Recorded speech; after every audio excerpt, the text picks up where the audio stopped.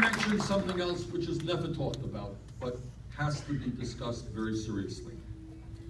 And that is that as a result of the collapse of the American middle class, our people are working longer hours than the people of any other major country on earth. Did you all know that?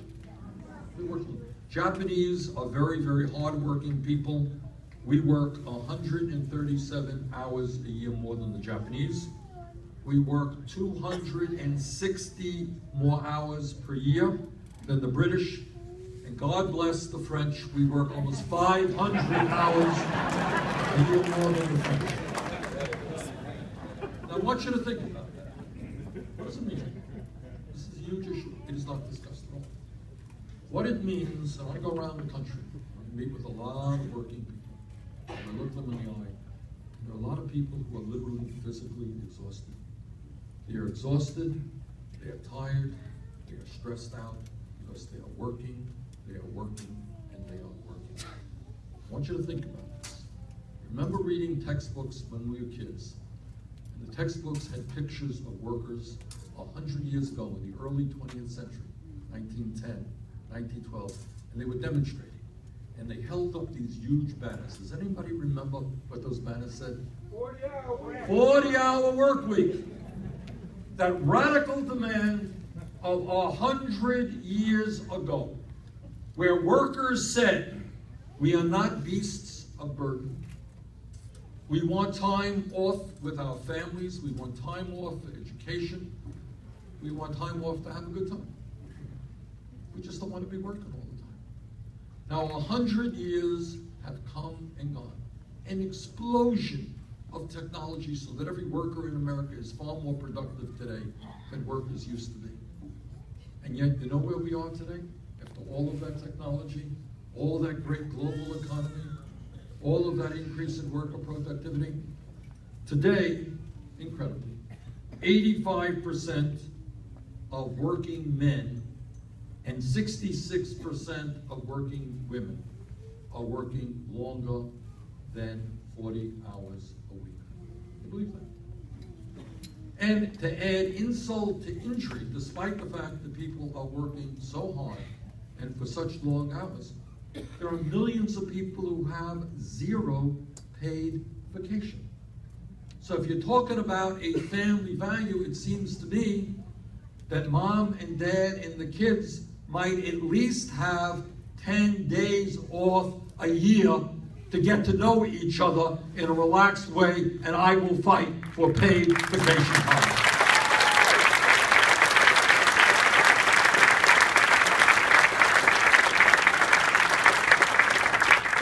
Now, when the pollsters go out and they ask the American people and they say to them, tell me, what is the issue uppermost on your mind? What's your first and major concern? What most people say and how most people answer is a four-letter word called jobs. And the reason for that is people know in their guts how insecure they are about employment. They know how high real unemployment is. Meanwhile, as everybody in this room understands, our infrastructure, our roads, our bridges, water systems, wastewater plants, our rail system are falling apart and are in much worse shape than countries all over the world. We used to lead the world in terms of the quality of our infrastructure. Today we are way, way behind many other countries. Well, if you got millions of people who need work, if you have an infrastructure that is crumbling, maybe we should put those people to work rebuilding our infrastructure. And that's what I intend to do.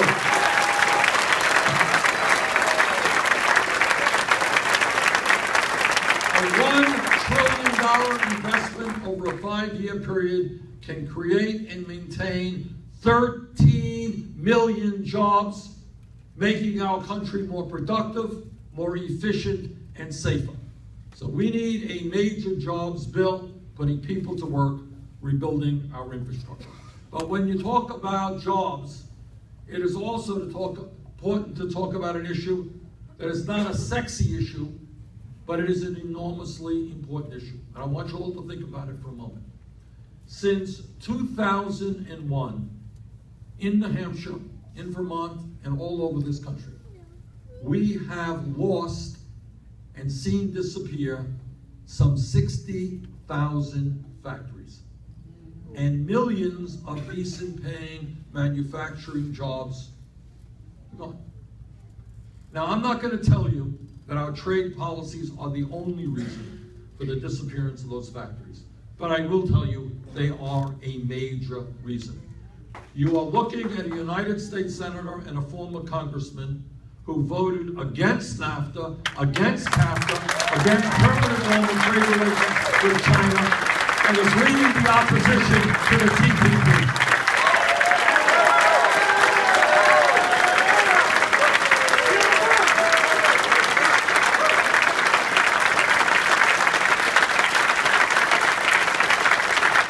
We need a trade policy which benefits workers in this country and benefits workers abroad, but is not only there to benefit the CEOs of the large multinationals who like these trade agreements.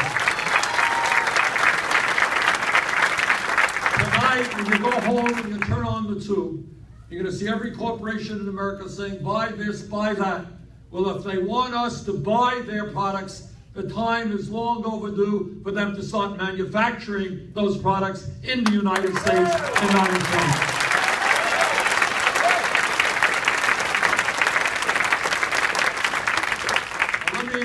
Touch upon another issue, which is of enormous consequence and touches on every other issue that you can think of.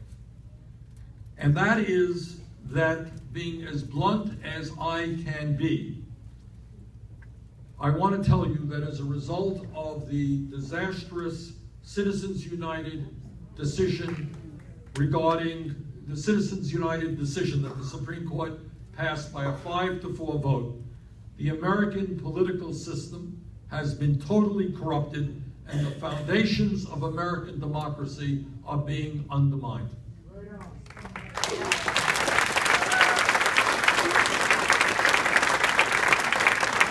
What the Supreme Court, by a 5-4 vote, essentially said to the wealthiest people in this country, well, they said, congratulations, you own most of the economy.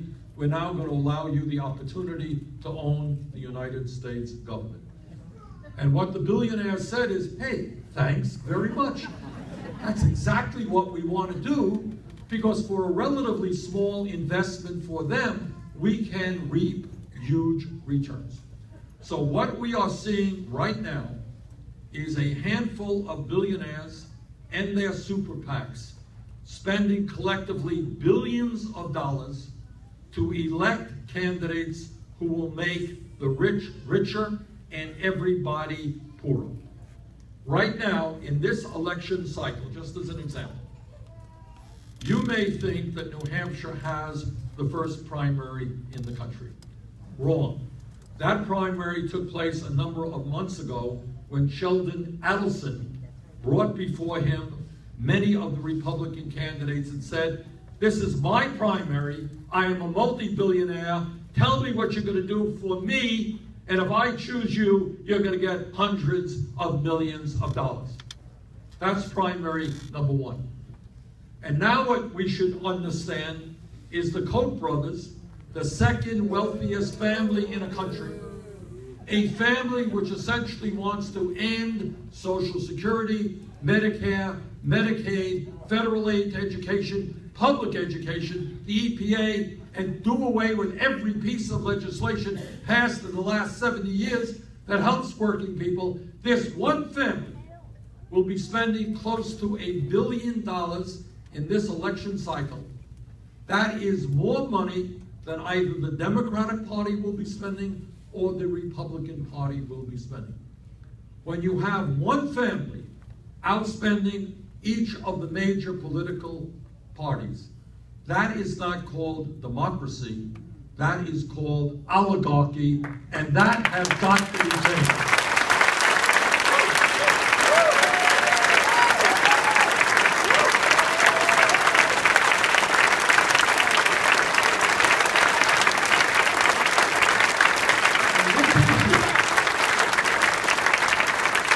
This issue of campaign finance reform and the disastrous campaign finance system we have right now permeates every other issue.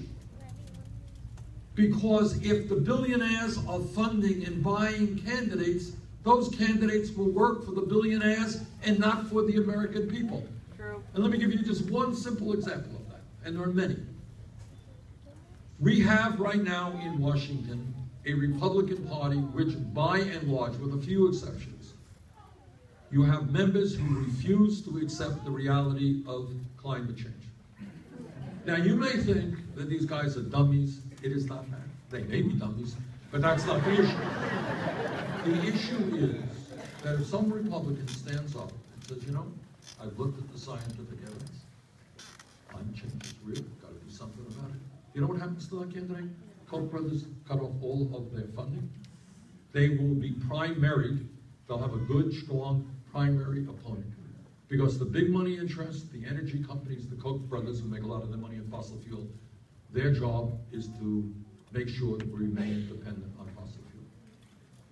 And it is true on issue after issue. Now, I believe in a vibrant democracy. And that means I want to see all of our people, no matter what their political views are, conservative, moderate, progressive, come out, run for office, debate the important issues. I want to see this country not have a voter turnout, as we did in the last election, of 36%. I want us to do what other countries do, 70, 80, 90%.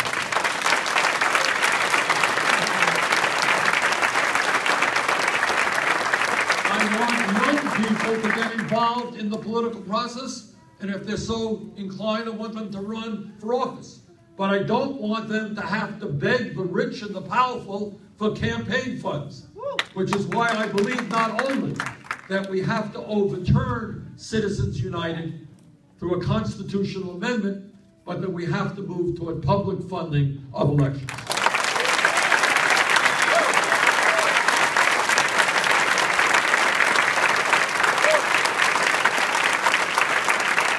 While we're on the issue of climate change, let us be very clear. The debate is over, maybe with the exception of Fox Television. The debate is over. And that is, the scientific community is virtually unanimous. And what they are telling us is climate change is, of course, real. Climate change is caused by human activity. Climate change is already causing devastating problems in America and around the world. Just look at the news. Look at what's going on in Pakistan right now.